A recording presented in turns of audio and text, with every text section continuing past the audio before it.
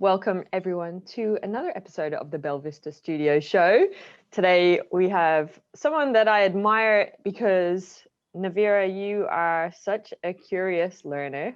I see you out in the world of the internet, and just I love that you are learning and you're so curious and you're putting that into practice and experimenting, and the things that you are learning and experimenting with, you share that online so that other people can be exposed. I think that's quite inspirational. So thank you for doing that. And that's why. Thank you very much. And thank you for having me on the show. Yeah, it's our pleasure. So Naveera is going to share a chatbot solution. She's going to show us what it looks like and then break us into the back end and share some tools and what's possible. So I'll hand over to you and you can run the show. Thank you very much. Okay, so chatbots, as everyone know what chatbots are, and it's such a hype nowadays that I don't need to introduce what chatbots really are. Let me just quickly share my screen. Cool. And all right, it's just loading now. So everyone know what chatbot is, and most of the time people think that when we talk about chatbot, that necessarily means a bot which has been integrated with artificial learning. But that's not always the case, as I will show you, hopefully by the end of this show, that how you can have a bot which is not integrated with artificial learning, and that's actually very easy to make. It makes it really, really like anyone can do it. You don't need to be a person who is well versed in artificial intelligence and natural language processing and all that kind of hype words. Secondly, there are lots of no-code tools available to make chatbots, and that is also a plus point. And as I show you one of the bots that I have created to deliver e-learning using one of the no-code tools, I will also discuss about the limitations of no-code tools, how you can get over those limitations, and I will also discuss how chatbots are really good when you want to deliver e-learning, especially for Gen Z. So let's get right into it. And I was hoping I could share my phone screen with you, but for some reason that's not working. So I will just quickly open my web messenger. Cool. And just give me 1 sec. Oh, good. I'm very excited. All what you've shared so far is like really intriguing me. Thank you very much. And I'll just add for people that you're self-taught. So everything that we're about to see is just you being curious. And yeah, I think that's really cool. It just shows what's possible to everyone watching. So bots are already being used in lots of different industries. And for some reason, the education industry is quite slow on the uptake. And for example, you will see bots in lots of marketing industries and specifically marketing, lead capturing, FAQs, customer onboarding, stuff like that. The only educational institutes that I came across recently who had used chatbots in their learning were where they were using it to onboard the students. And, one of the universities I came across in the United States, they are using chatbots to facilitate the registration process and admission process for the students, which is quite complicated, and the bots make it easy step by step. But what I'm particularly interested is to use chatbots in delivering the learning itself. Okay, so I have made this this is one of the bots I have made about one of the Islamic sciences, and it is completely self-paced. Okay, and I will just give you a quick demo. So if you go to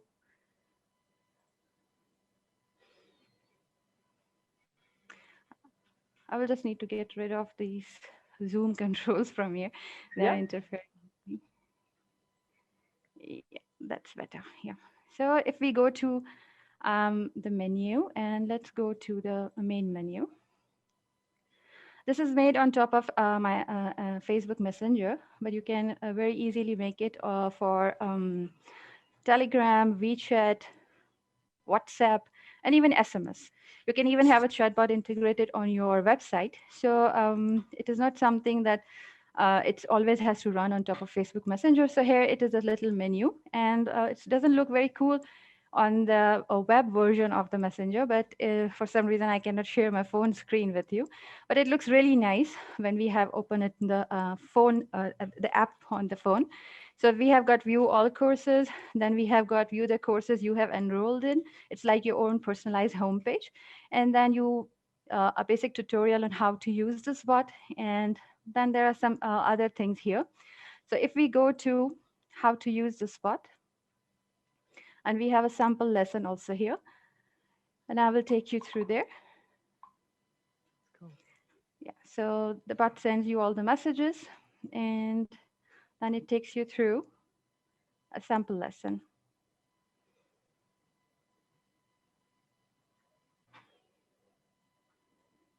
Yeah, so see a sample lesson.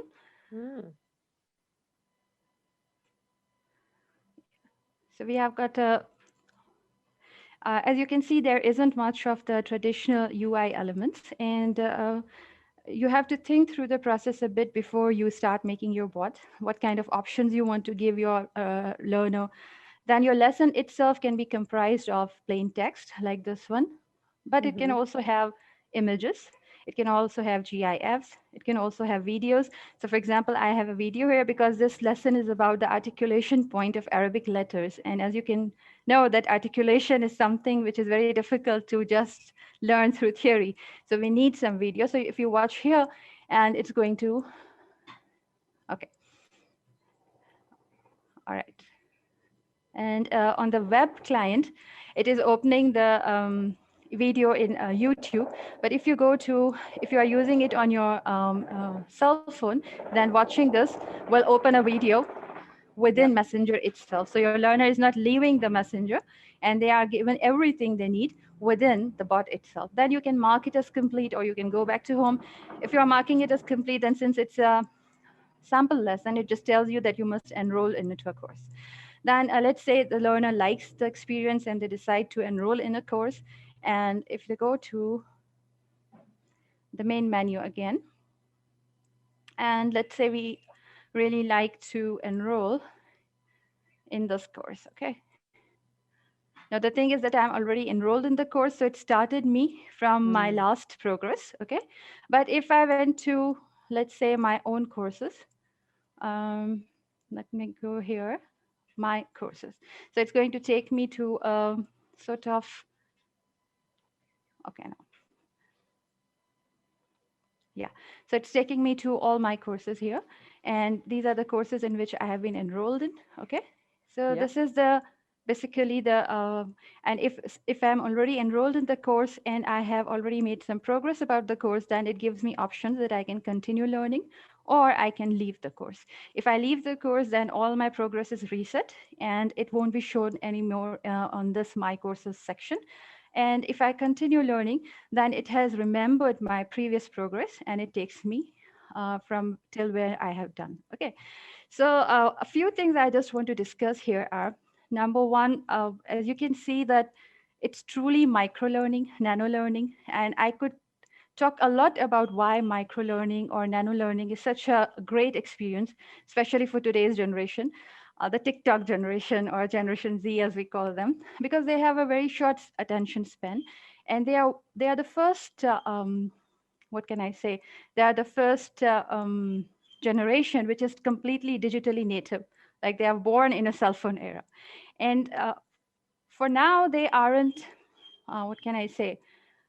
Much in the workforce, right? And but we can see a very big shift in how our employees will learn in future, 5 to 10 years from now, because our generation, which is going to enter the workforce, is completely comfortable using the cell phones. And so whatever e-learning we had to deliver, it must be very mobile friendly, very cell phone friendly. The second thing I really like about bots as a learning platform is the accessibility. So you see, you don't have to have even a computer. You can just have a cell phone, and these messaging platforms like the Messenger or WhatsApp or Telegram, they are very, very data friendly.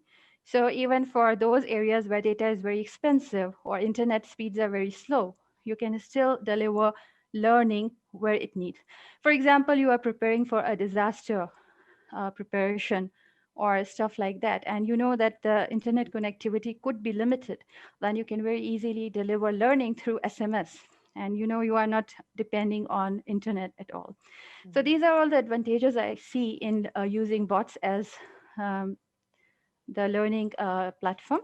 And already a lot of companies, a lot of educational institutes I have come across who are now jumping the bandwagon and have started using the bots. For example, I have this open here.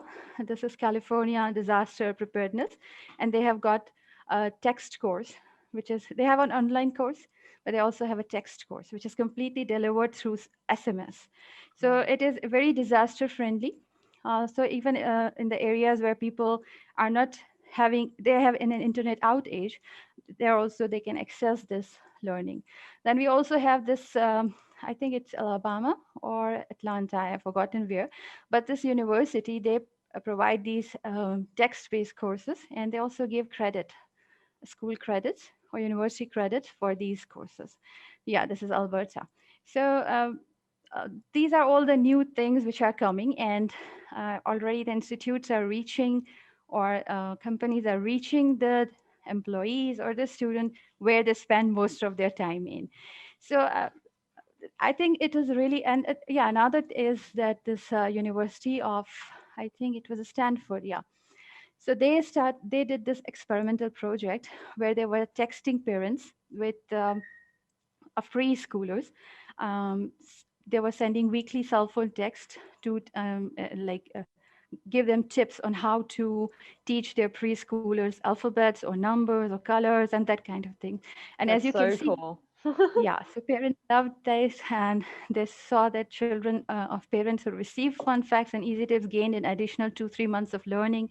So it all came in really handy during the lockdown and that kind of stuff. And let's be honest, nobody has time to sit and watch through 100 slides PowerPoint anymore. So we can break that stuff down, and we can make it really easy for people to navigate. Um, then there is also one thing where, let's say you are making an on-demand training. Let's say you are designing learning material for a technician who is on the site, and now they want to know that particular bit of thing, like how certain thing is done. So they can just ask the chatbot, show me how it is done, and you know, the on-demand. So you can integrate your natural language processing. The bot will understand what the person is asking for, and they will send them exactly the thing they need. So they don't have to sift through huge learning material catalogs or even digital learning materials. They know what they are wanting, and your bot can process their language and intelligently send them the exact thing they want. So these are all the advantages which I see are in there. Now, when it comes to making the bots, these are some of the bots that I have made. When it comes, all of them are not obviously about e-learning, all right? So when it comes to making the bots, we have three kind of approaches. The one is where you are making a bot completely from scratch in code. Okay, so you, for example, this bot here, which I have made, it's a complete software running on top of Telegram. So it's like a complete guard monitoring solution.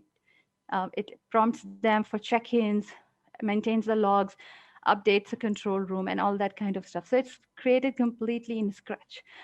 Um, but then we also have no-code tools. Okay, and this is where I will show you how this bot, which I showed you here, how it was created using one of the no-code tools, which is called ManyChat. If you just Google um, no-code tools to make chatbots, and you will come across like hundreds of them. All of them are not equal, all of them are not good. But when it comes to messenger bots specifically, then there are two names which stand out. One of them is ManyChat, which you are seeing here, and the other is ChatFuel. Okay, if you will just Google it, you will get there. Now, the thing with these two tools is they are made primarily for marketing, and you will find here lots and lots of things and tools for marketers, for digital marketers, for chat marketers. And as you can already see on my dashboard, I have got click to the CTR ratios and that kind of stuff. And it's giving me a lot of information about from the marketing point of view. So these kind of tools are not what I will call very e-learning friendly or learning friendly, but still you can create very decent solutions using these things. Of course, if you want to go for more custom solutions, then either you will have to go to complete uh, code from scratch solution, or another thing you can do is that you can make a hybrid bot. A hybrid bot will be where you have a no-code tool in place, which is doing most of the work, and then you have some additional, you can call them like utility software, which is integrated into these no-code tools, and which is extending what an out-of-the-box bot can do, which you made from these tools. So I will show you the examples. For example, if I go here, and this is the main, let's go to main menu.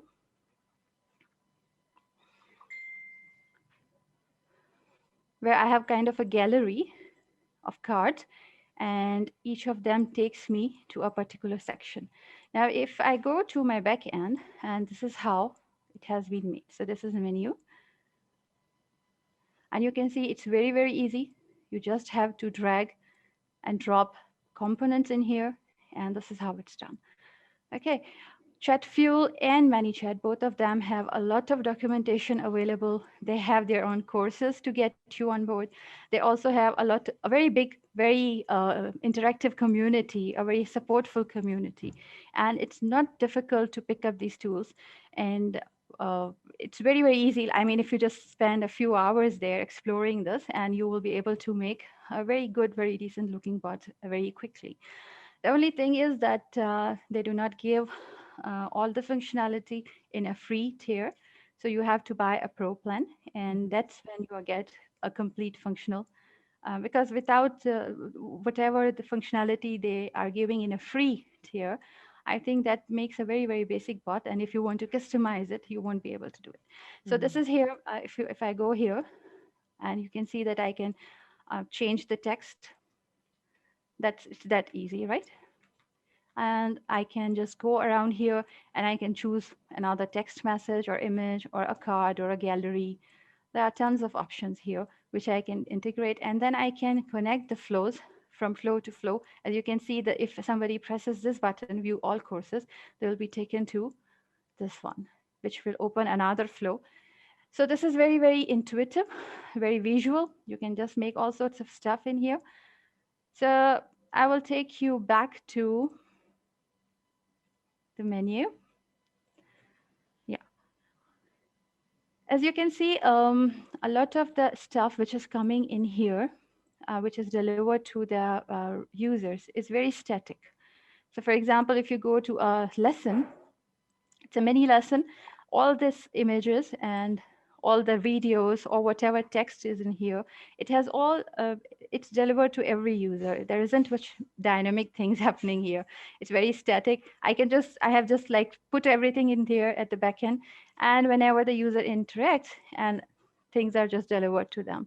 So this is very easy to make in here, but let's say I want to make things more dynamic. For example, if I go to my courses, now, the problem with my courses is that every person who is using the bot will be enrolled in different courses. So I cannot know from beforehand which gallery I have to make here. You understand? Because maybe I am enrolled in one course and you are enrolled in two courses and somebody else is enrolled in two different courses, then I do not know from beforehand what choices they will be given. And this is where what I was saying, that a hybrid bot that comes in place. So up until now, whatever functionality I showed you that could be done using just the static features available in this no-code tool, ManyChat. But now I come into a restriction where I cannot use the tools offered by ManyChat to give my users a complete custom experience where their homepage or my courses page will give them a list of all the courses they are enrolled in. And this is where I have written some utility software. So this is written in Python, okay? And this is living in a server on Google Cloud. And what's happening is that anytime a person visits this one, where they have to see your own courses. So for example, for now, I am enrolled in 1, 2, and 3 courses, but let's say I want to leave this course. And now when I go to my courses, you can see I have only 2 now. So Mm. this is the kind of thing which I cannot foresee, and I cannot make something like that beforehand using just the drag and drop tools here. So here what I have done is that and they are taken to this card, and this card is contacting my software living in the server. Okay, and it sends all the information about the user, and my code here, what it does is it takes the information and it creates gallery depending on which courses the user is enrolled in, back to the ManyChat platform, and ManyChat platform creates a customer facing code, which is not possible doing tools. So this is what I meant when I said a hybrid bot. A hybrid bot is where it is using some of the no-code tools, but then it is extending the ability, it's extending its functionality using some code on the back end. Sometimes making a solution from scratch could be quite overkill. We like, you don't need so much customization. So in those scenarios, a hybrid bot is something I really prefer to make. Uh, so even if you are not a developer, and I understand that most of the e-learning or learning and design specialists are not developers, but still it's really easy to use the no-code tools available to us. And the thing about these ones is they get integrated very nicely or with some of the no-code automation tools like Zapier or Integromat, those kind of stuff. And you can make really, really nice solutions using these tools which are available. And if you have a developer on your team, or if you can hire a developer, then there is practically no stopping to the kind of stuff you can get into it. Now, a few things I will like to discuss here is this bot is free for everyone to use, okay? So there is no signing in or no LMS or no stuff like that. But let's say you are making some paid courses, and even in that case, it's going to be really easy to integrate your bot within an LMS. You can gate the content depending on, not everyone can access it, only the enrolled users can access it, only your let's say employees can access it. It's not open for everyone. um, and another thing is that you get extremely good assessment, or uh, you get lots of analytics about how people are using your bot. Okay, so Mm. ManyChat gives you a lot of analytics built in, right? For example, your audience, how they are using it, when they last used it, all that kind of stuff. But there are also third party tools available which gives you very, very detailed analytics on how your users are using your bots, where they got stuck, where they didn't. So you can think of it like you can supercharge your e-learning with the data coming in, and you get a lot of data which comes in. Okay. Another Wow. thing is that this bot is very, very simple. As you can see, I'm calling it a chatbot, but technically it's just a bunch of automation. It's not, it doesn't have brains. There is no artificial intelligence involved here. It's not assessing. For example, if I just write something here, it's not even letting me write a message here. As you can see, there is no place here where I can, because I Mm. have disabled it from the back. So it's not analyzing my free input. It's not, it doesn't have any brains. It's just taking me, like, if I click this button, take me there. If I click this button, take me there. So there is no artificial intelligence involved here. But it's really easy to integrate this kind of bots with artificial intelligence. I don't know if many people around here have heard the name Dialogflow or IBM Watson. These are all the engines. Dialogflow is by Google, Watson is by IBM, and we have got Alexa by uh, Amazon Web Services.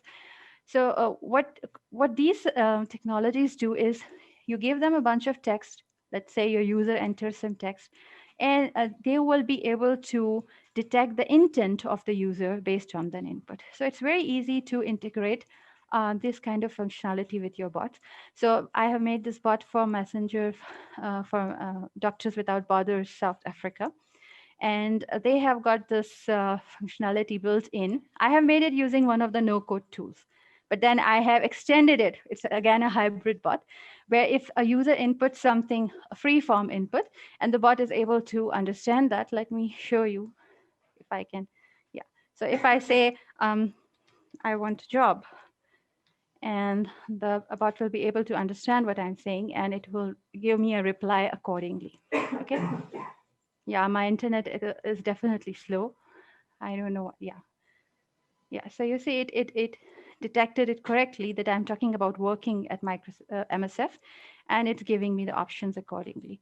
So this Wow. is where this is a truly intelligent bot. Okay, but this bot here, which I have made, it was more of a what can I say, an experiment. So Mm. I haven't put a lot of features in this. I wanted to keep it simple. I wanted to see the response coming in from people, how they respond to learning through a bot. So there is no NLP here, no language processing, no artificial intelligence. But the reason I'm telling you is that many people, when they hear the term chatbot, they feel very, overwhelmed that, oh, it must be artificially intelligent. It must have, you must be a scientist or somebody or a developer at the least to be able to make a bot. But as I showed you here, it's extremely simple to make a bot using this kind of, um, can you see my screen? Yeah, yeah, we're looking Okay, at fine. chat, Okay, fine. ManyChat. Okay, because it's showing me here that my screen is not showing. But anyway, what I wanted to show you that how easy it is to create your own chatbot, even if you don't know anything about artificial intelligence or things like that. Um, then another thing that I wanted to say was that there is no assessment here. Like I'm not assessing my user at all, Mm. what they have learned, what they have not. But it's very easy to get assessment incorporated in here. So you can have interactive questions like multiple choices, in which case it will be just buttons like these ones, and they have to choose the correct one. It could be open-ended questions, in which case the user input some response, and then you will use the natural language processing or artificial intelligence, and then you will understand if the user is answering correctly or no. There are lots of different technologies for NLP. Some I named like Dialogflow, like IBM Watson. You may have heard about GPT-3. So yeah, so these are all the things which can be like these are all the possible uh, things you can incorporate within your bot. Yeah. Very cool. Very, very cool. I have a few questions if you could Yes. help me.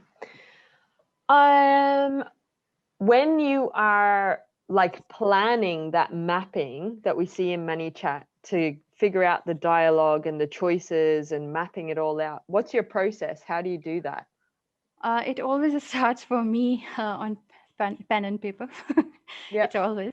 But then I also like to have a complete flow chart sort of thing in front of me.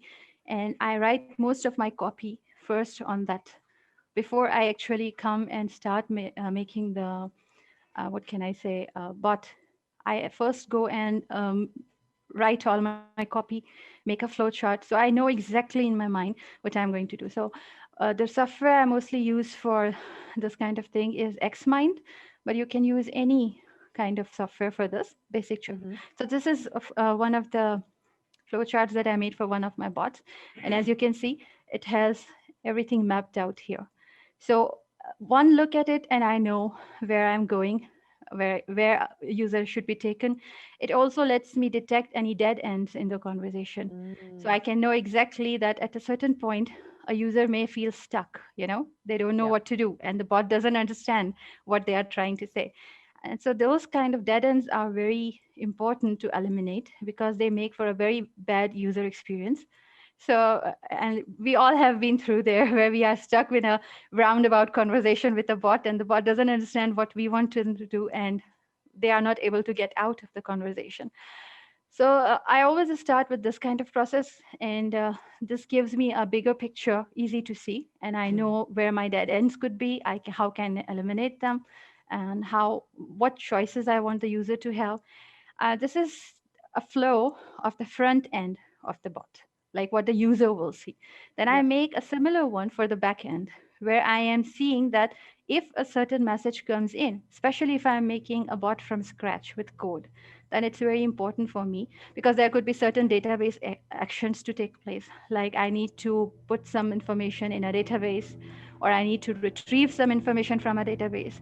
So there is certain back-end logic which is taking place. And so I always map that and chart that. And once I am happy with how everything is planned, then only I go and actually start making the bot, either through the no-code tools or through scratch from the programming. But I always have everything planned out before I go and start making it. Very cool. I love that. How long would your planning take you for the one that you showed us there? How long roughly?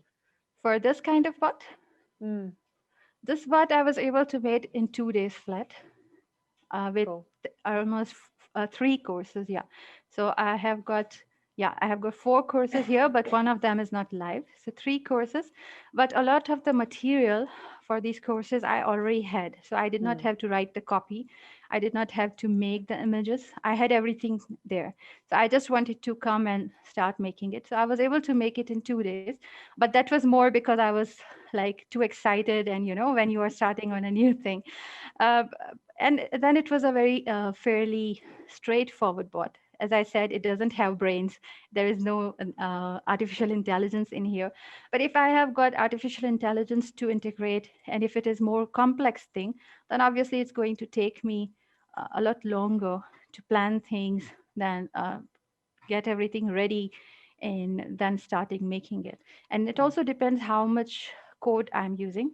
Obviously, it takes a lot longer for me to code a bot compared to using something like that. So it all depends on what I am doing and what kind of project I'm doing. And obviously, no two projects are similar. So this was more of a hobby project, one of my own. There isn't a client involved. I'm not like have to ask anyone what to do. yeah. I don't have to get approvals and stuff like that. So that was easier and quicker to make. Yeah. Very cool. Very cool. Um, what possible exporting outputs are available? So like, is it like SCORM, or what other things can it spit out that can be hosted somewhere? Yeah. So as I said, that if you are using these no-code tools like ManyChat or ChatFuel, they are specifically made for marketing, not for e-learning. So you won't find any built-in tools in here for exporting. Saying that, you can integrate, let's say, I think XAPI is going to be the best bet for here, Mm, because that is just JSON data you are exporting out. And it's very easy to export JSON data from these no-code tools. But if you are making a bot completely from scratch, from code, then obviously you can integrate a lot more options into it. But I think if you are making a bot even in these no-code tools, then exporting the data, just like how I showed you here in my courses, that this block here is a dynamic block, and I can post the data whatever I want. Let me show you an example. If I go here, and if here, and you can see that it is posting a request to mm, my server. So, and mm, this is the kind of information which is going in from this block to my server. So this is the information I have posted for what kind of courses they are enrolled in, where their progresses are. But obviously you can enroll, you can send a lot more information if you need it from here. And this is all JSON data. So I think it will be very, very easy for you to implement XAPI export going from these tools. mm. But if you want to go for SCORM or any other things, then I think you will need your own custom backend. It won't be possible using these no-code tools. Mm. Yeah. Okay. Do you have, I know when I learn things, I make mistakes, and next time I don't make them. But do you have any, to help people not make mistakes potentially you've made in the past, what tips do you have for them to consider when they're either thinking and planning or building? Yeah, so I think the first thing is always, as I said, that your planning phase is going to be the most important one.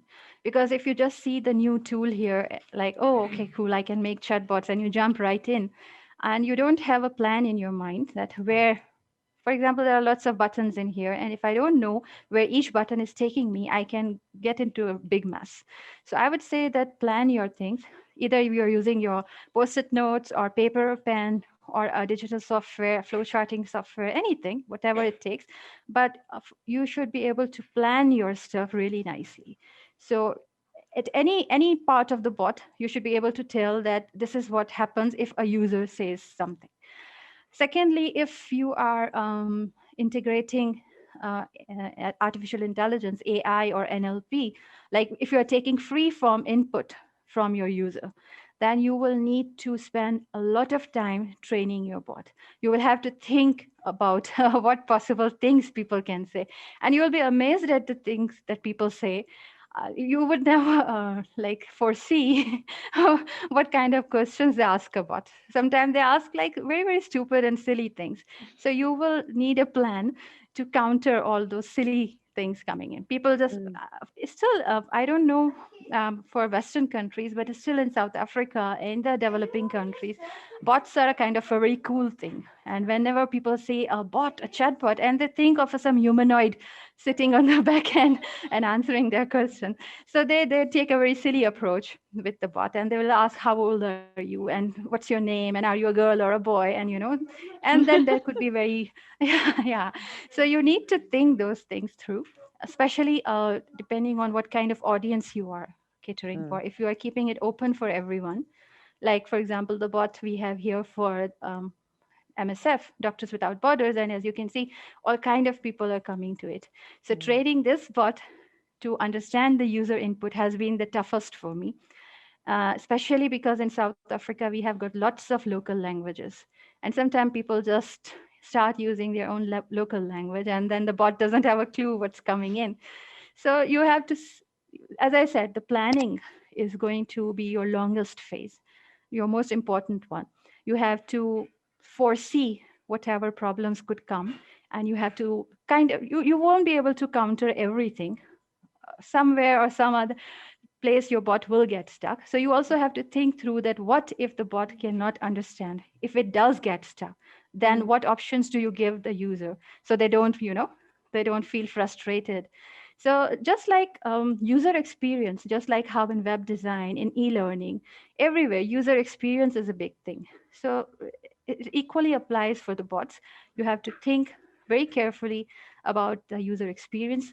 And one thing in bots is especially that you have to make sure that your user is not stuck in a conversation where they cannot get out of.